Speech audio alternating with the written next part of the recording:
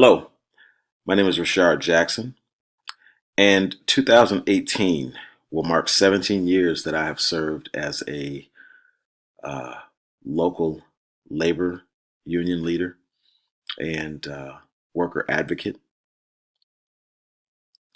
And this August, I will be transitioning from my position as a local labor leader to the International Labor Union's Field Mobilization Department. Um, During my time here at Cornerstone, this educational journey that I've been on, it has broadened my vision in terms of the way that I look at the world. It has given me much more Christian foundation in that regard. It was also giving me time to think in terms of my role as a leader and the differences between being a leader and a manager.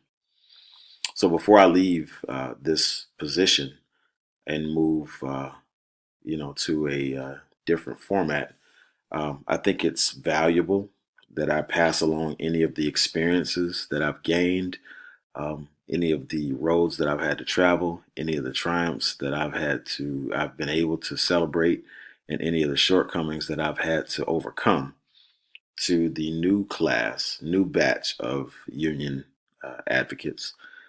We like to refer to them as new bloods.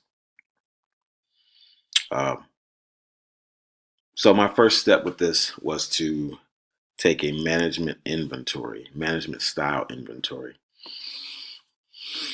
So my management style is simply that of team building. This presentation is entitled Trade Union Team Building. So this January was the inception of all of the union stewards that participated in the election process and was able to secure their seats as union advocates. There are a total of 9 of them. In January, we were able to sit down and hold a meeting to put the faces with the names and discuss lots of things as it relates, um, and answer some of the questions. Maybe create some conversation, some thoughts. Um, and my first statement at the meeting in January, the initial meeting was, "So you've been elected as a union steward," and the room got rather quiet. I really paid close attention to the people's faces and their reactions to what I said. But what was even more entertaining, if you will, was their reaction to the follow up, which was actually a question. Now what? Being a union uh, representative advocate means that you carry the concerns of many of the members and workers that you represent. Within these responsibilities comes the needs for balance, both creating and maintaining.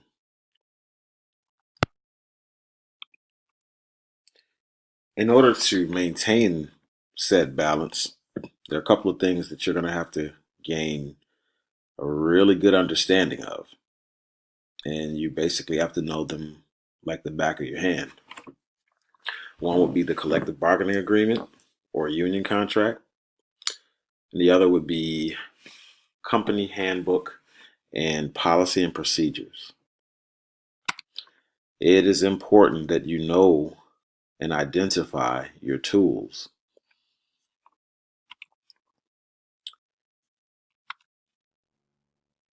The union contract, the boilerplate information that you're going to want to know is: when does it begin? When does it expire? Who does it protect? And what does it protect? Those are what I like to refer to as the four corners of the contract.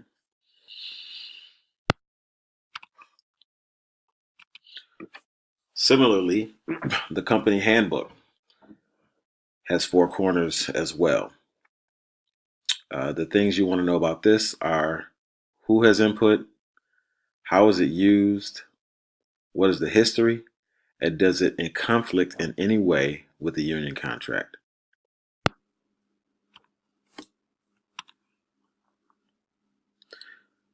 The next step in the process of teaching the new leaders is to hit the point of setting some goals.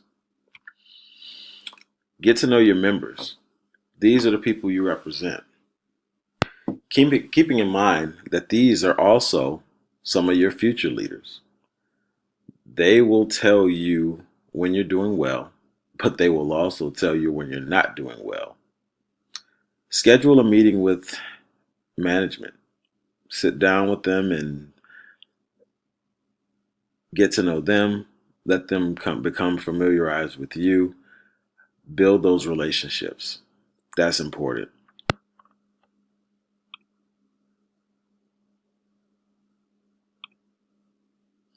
Next, identify some areas for small change. This is your opportunity to be honest and upfront about the things that you've liked and the things that you didn't like and what you'd like to see. Remembering that Rome was not built in one day.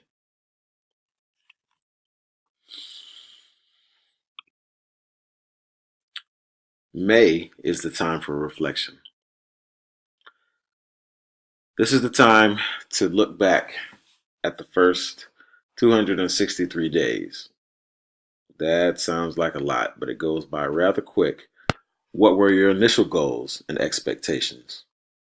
Which of those have you met? What changes were needed?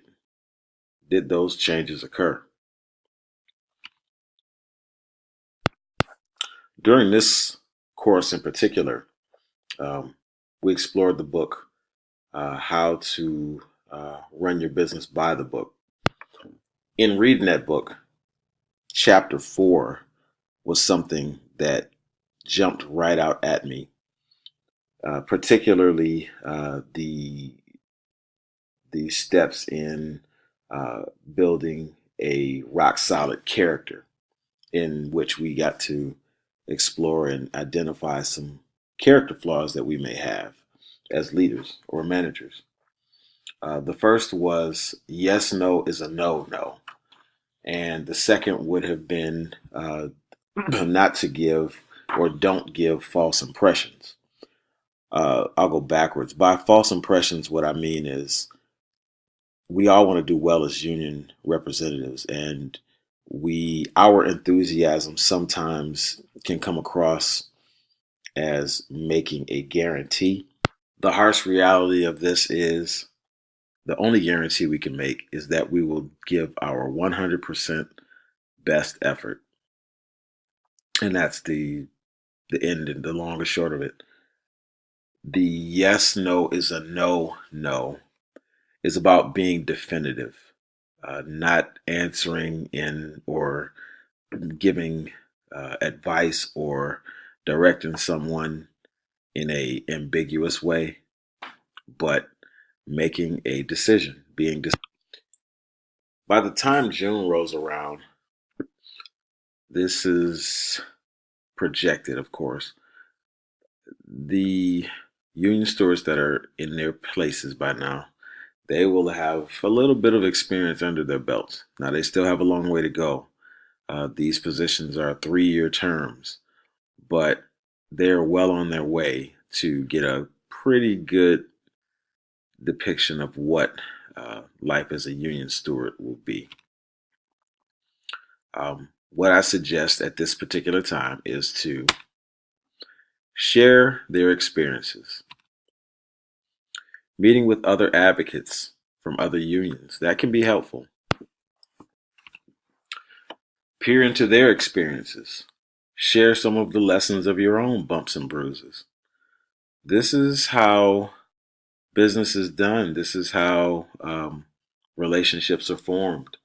And they are valuable. They are part of the reason I was able to be as successful as I was as a local union leader. Relationship building. That is important. Absolutely important. Finally, this is never an ending process. The key is to listen. Identify future leaders. These are the people that can definitely be a soundboard for you. They will be your biggest supporters. They will also criticize you, but they are the future leaders.